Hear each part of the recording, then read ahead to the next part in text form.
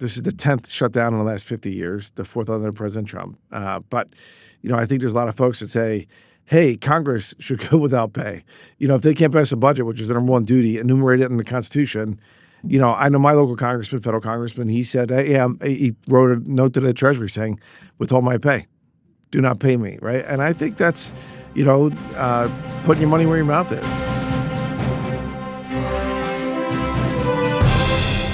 Welcome to Warrior Money, the show devoted to supporting our brother and sister veterans. I'm Patrick Murphy. And I'm Dan Kunze. Today, we're talking about the government shutdown, and now it's in effect. Government's in effect, shutdown's in effect. Paychecks, though, are not. For veterans, this is personal. It affects your paycheck, your benefits, and stability that so many of our brother and sister families depend on. So here's the big question.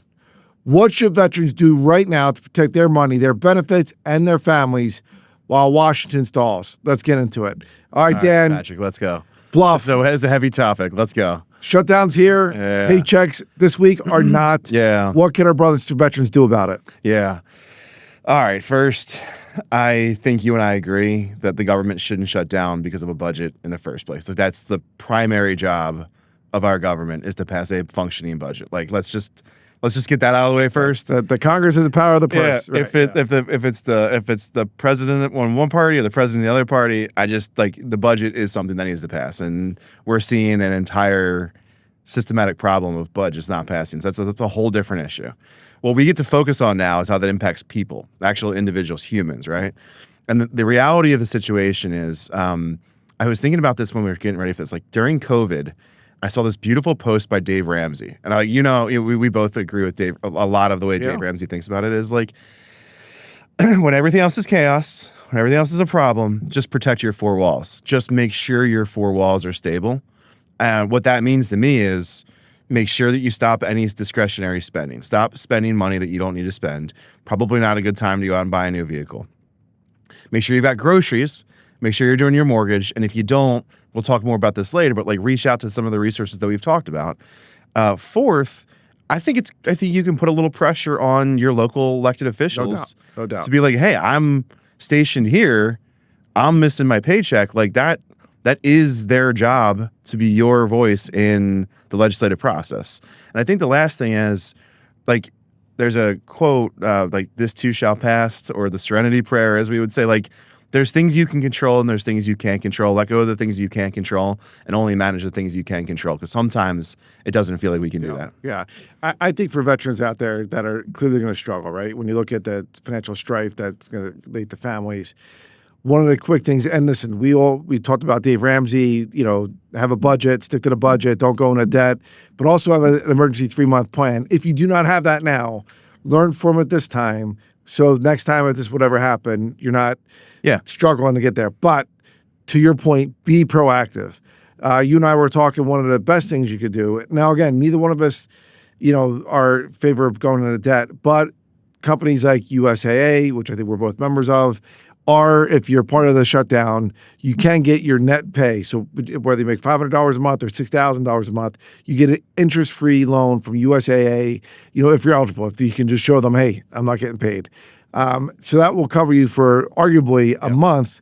Yes, it puts you in debt, but hopefully you get the back pay as long as you're not furloughed, which there's an argument right now that, and again, this is a non-political show, there is an argument and some messaging saying if you're furloughed, you might not get the back pay.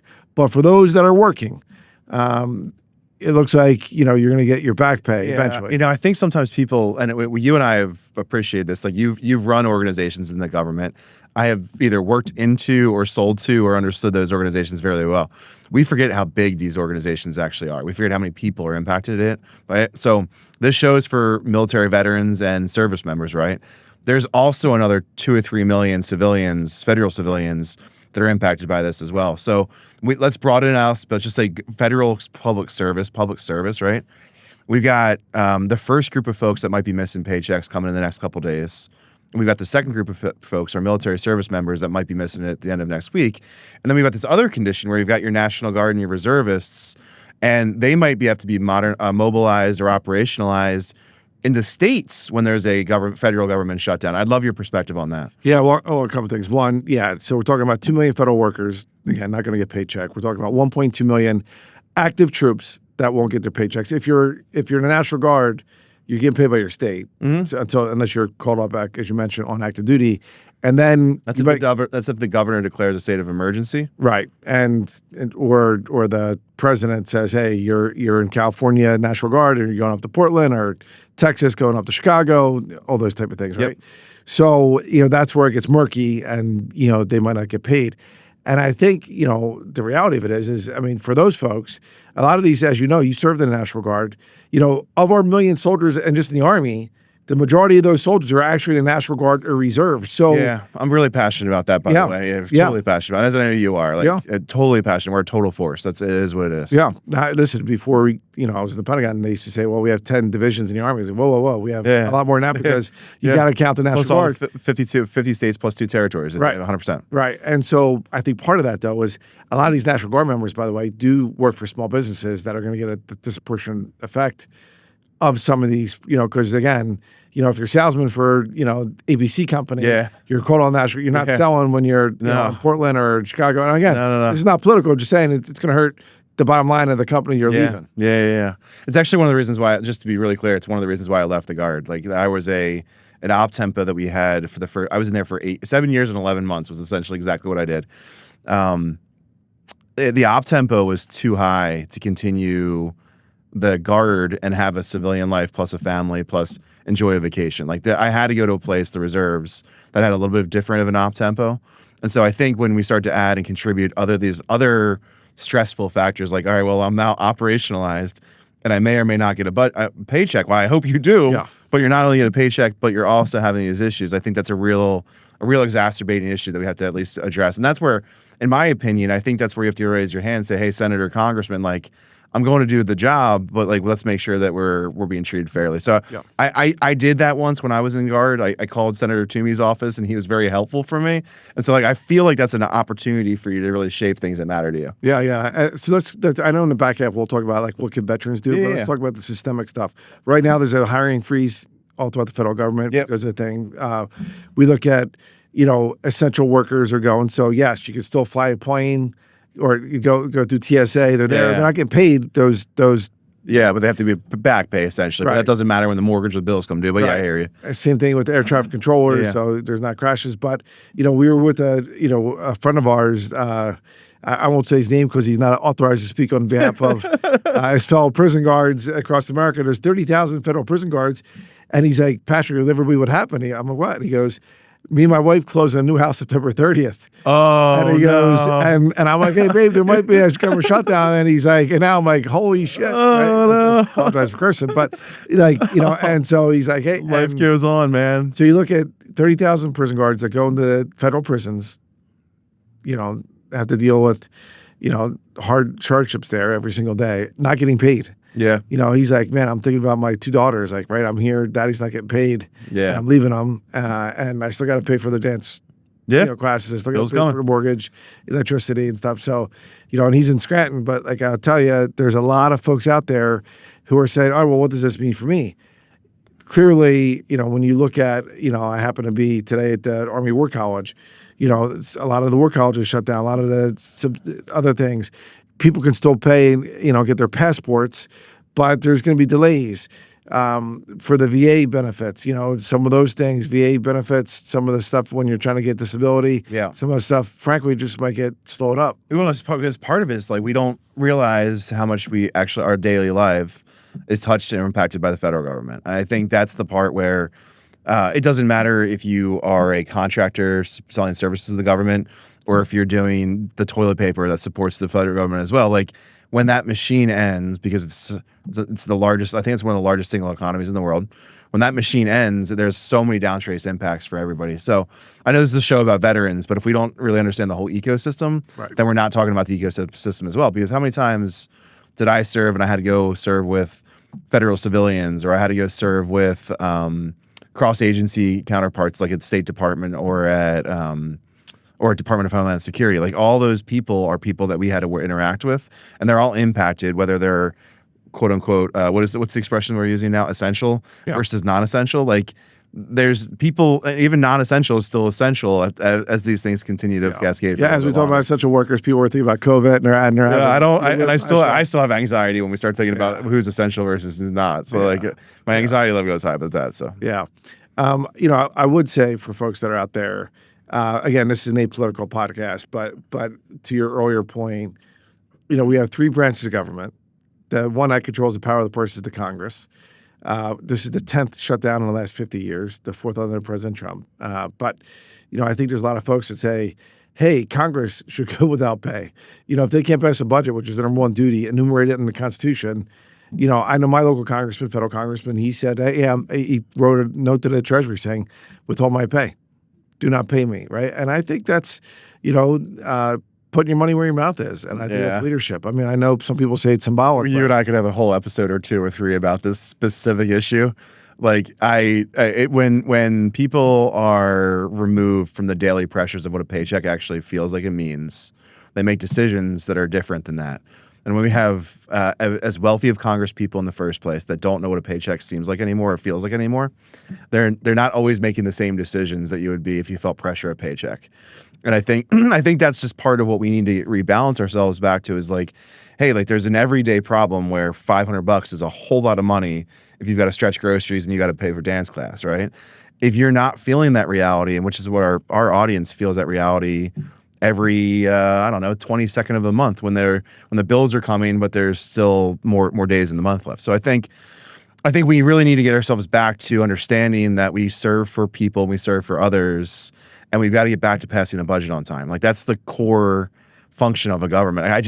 It's hard for me not to rail. In Pennsylvania, we're dealing with the same issue.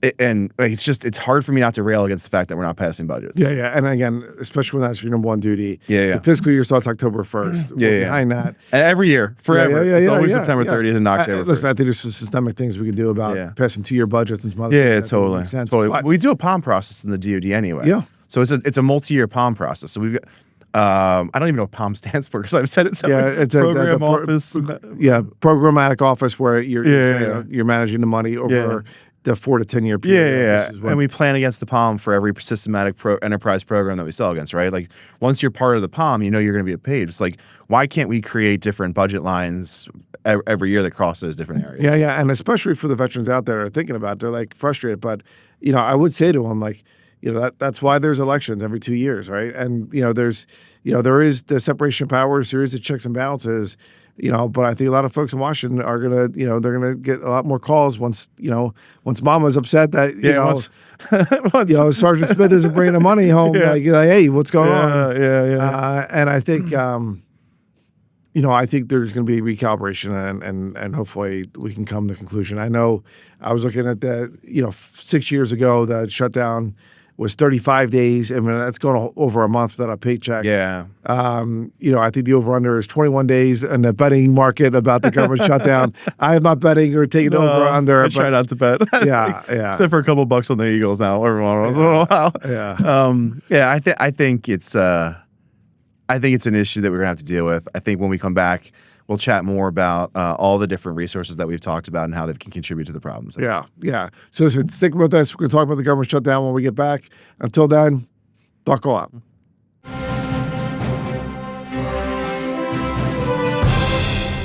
All right, welcome back. The government shutdown is underway, and for our fellow veterans, that means uncertainty.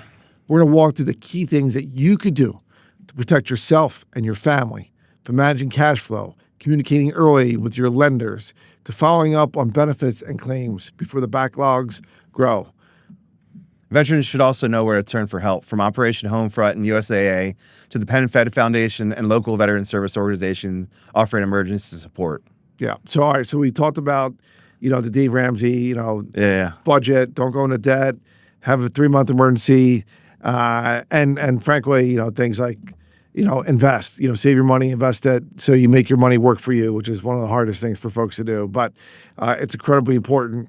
You and I have talked about it being, frankly, being a Stoic, right? Being a Stoic means it's a Greek philosophy that was, frankly, built the Roman Empire, saying, every day I'm going to improve myself financially, emotionally, spiritually, physically, and you do that. But part of it is, especially for veterans out there, are you going to learn from this? When the government throws you this curveball, which you probably weren't thinking about, did you follow the Dave Ramsey, have 3 months emergency fund? And if not, what can you do to get there? So in case this happens next year, or if they do a 6-month CR 6 months from now, right? Because the last CR, which is continuing resolution, was just passed last March, right? So roughly 6 months ago.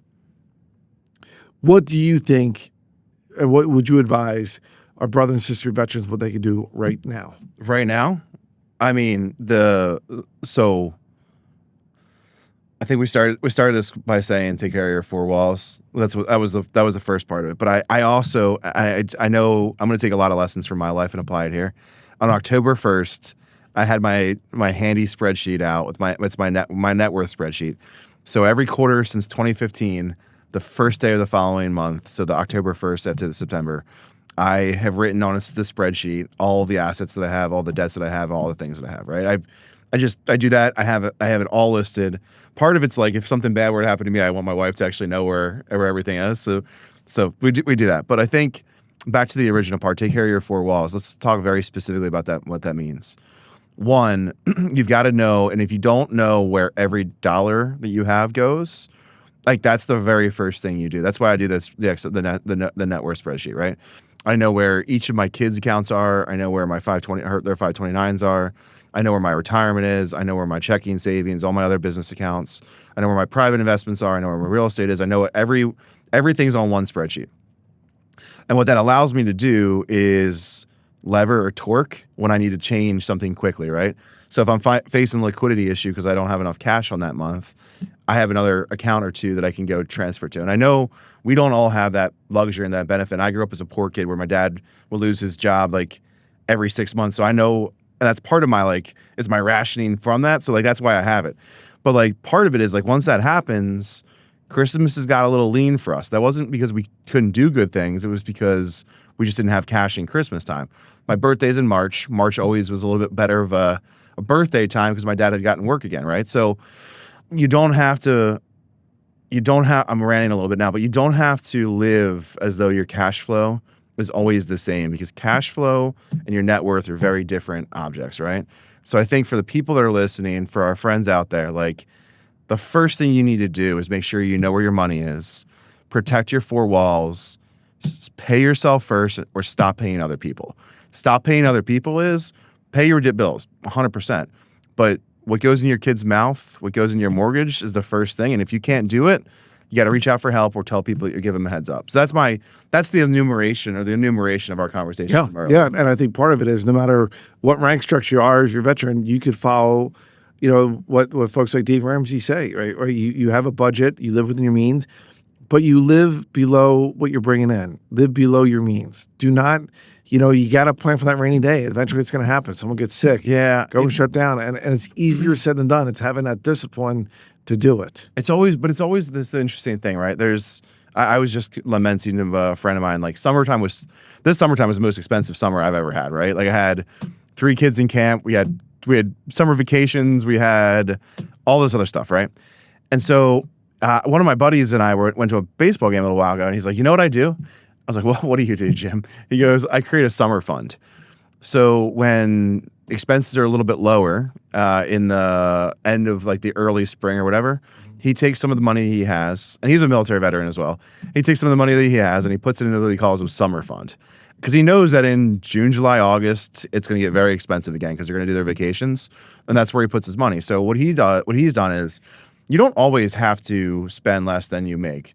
You got to make sure that you can level out the peaks and valleys, though, by having a fund where you're not dipping into your investments. And I think as we start to evolve our personal finance lessons, how do you keep that consistent? I think the only way to do that is by creating both multiple income streams and also having different, not just a rainy day fund. I view a rainy day fund as I lost my job. I don't know what to do. I need a fund before I find a job. I also think that you can have a fund to do fun things, like my summer fund or my skiing fund or whatever the heck you find enjoyment out of. Yeah. And I think on that line, it's you got to plan for that, right? And it's being disciplined. Okay, well, what do I got to do each month to get to that point? because that's what it's going to cost us. Someone. Yeah, we talk about that. We talk about that. Every guest I think we've ever had on here has talked about some level of like planning ahead. And the number one issue that we all run into is liquidity crunches. Yeah. What we're talking about here is a liquidity crunch. Cash flow is liquidity crunch. If you don't have enough cash because you're not making your paycheck, how are you going to cover the 21 days, the 28 days, the 35 days until you get paid again? And then the bills don't stop. So that's what we're trying to figure out how to solve for. Yeah, and I think one of the things I'd say, we said it in the front, but what can veterans do? You know, if you're transitioning out and need a transitional house or something like that, or lodging, you know, look at Operation Homefront. We had the CEO in here. His show is actually really good, by the way, because I didn't realize how much support they could give. So, and this seems like a prime opportunity for them to be able to support. Yep. Yeah, we talk about PenFed Foundation, USAA. You can get the no interest, loan on what your net pay is going to be. For USAA, it's between $500 and $6,000. What your net pay would be, they'll give to you again without interest. During the government shutdown, that's good. And now again, you and I say don't go into debt, but if you don't have that 3 months, to your point, you got to feed your kids, you got to feed your family. You got to figure out. Now again, you got to tighten the belt even if you get that loan, but. It's one of the ways that you could do it to get through this, because this too shall pass. We just don't know if it's going to be 2 weeks, 3 weeks, 3 months. Yeah, I mean this too shall pass, but we still haven't even missed a paycheck yet. So what we're trying to do is prepare you for a future where you miss the paycheck, right? Or the possibility of missing the paycheck. And there's some incredible number, like 65 or 70% of Americans are living paycheck to paycheck, to include most of our military service members. It could be even higher than that. And it's really hard to get ahead with how expensive everything is. And we talked a couple episodes ago about the cut in daycare that was also through our DOD, right? And I just have to think a little bit like, you're making people spend a little bit more money when they can on the daycare side to get the extended service hours. Now we're trying to squeeze them here, or they might not have a paycheck. So like something's got to give somewhere in there, and I don't know where the give is yet, but like something's got to give, because the whole scenario ain't adding up right now. Yeah. And so I think there's going to be some issues as we move forward. Yeah, and that daycare for a lot of those basically went from basically like 6 to 7. And now it's like 7 to 5, roughly. Yeah, so it may not seem like a lot, but that's an extra $25 a day or $50 a day that you might have to spend if you needed an hour's worth of extended care from a neighbor. So I don't know. I'm just, but like if you think about it, that aggregates over time. That's $100 a week, for $125 a week. That's $250 biweekly. That's a substantial portion of a paycheck. And when we think about, that's my comment about like, hey, when we're thinking about small numbers, like it's small numbers, but it's huge numbers for that person, that family. And that's my point. Like we've got to pass a budget, like, because it's small, it's big numbers, but small numbers roll down. Yeah, you got to give clarity. It just is what it is. To your point, the majority of Americans cannot afford a $500 medical bill. Yeah, they'll have to put it either in a credit card or go into debt on it. And that's why I'm so passionate about transitioning veterans. Like I was to War College, with 37 employers are trying to hire. There was 100, veterans, active military transitioning out, and military spouses. Because when you have most American families are dual income families, there's a 24% unemployment rate with military spouses. Yeah, 88% of them are women, right? And they're looking for work. These are again 24% of them. But this all tells a bigger picture. Like to your point, right? It all tells a fuller picture, right? If like resilience and redundancy matters, right? And if we can't be resilient because we can't find spouses jobs, when our kids are not in daycare for full days when they're both working, when we can't pass a budget on time to give somebody a paycheck, like this tells a full picture, and the full picture means it's really hard to continue to do your job. Like it just is what it is. Like it's hard to rationalize beyond that, because I don't think there's any rationalization that's needed. Yeah, and I think the frustrating thing is because you and I served, and we know these guys and gals, they're really going to start hurting, and the anxiety, really soon. And when we lost already 120,000 troops to suicide since 9/11. The number one reason people take their own life, financial stress, and this financial and loneliness and isolation and all those things that happen. And then when a man doesn't feel like they can provide, then they have issues with their self-confidence, which they can be cascading. And then when the women has to carry the weight, like it becomes an issue. And you and I talk about this often. I think about this a lot, probably because of some of my background, the way that I was raised, but also what I see when I look at folks that are struggling paycheck to paycheck. Like when a man's confidence is down, or a military service member's confidence is down, there becomes an issue. Yeah. The woman has to carry more of the household because the man might be withdrawn. And then all of a sudden, you've got a challenged house. So, like, we're talking about a government shutdown, but what we're really talking about is the impact on a family unit. Yeah. And we know how important that family unit is in the military. Yeah, no doubt. So for our brothers and sisters veterans out there listening, we just say we're with you. It's why we did vote this show on that, what you could do with tangible things. But find us on LinkedIn, whatever, if we could be personally helpful. We'll direct you to the right organizations that are out there. We'll push it out on social media. So Your four walls. Yep. 4 walls. All right, so listen, that's our show. So listen, subscribe, and review Warrior Money wherever you get your podcast, or find us at Yahoo Finance. I'm Patrick Murphy. And I'm Dan Kunze. We'll see you again next week. This content was not intended to be financial advice and should not be used as a substitute for professional financial services.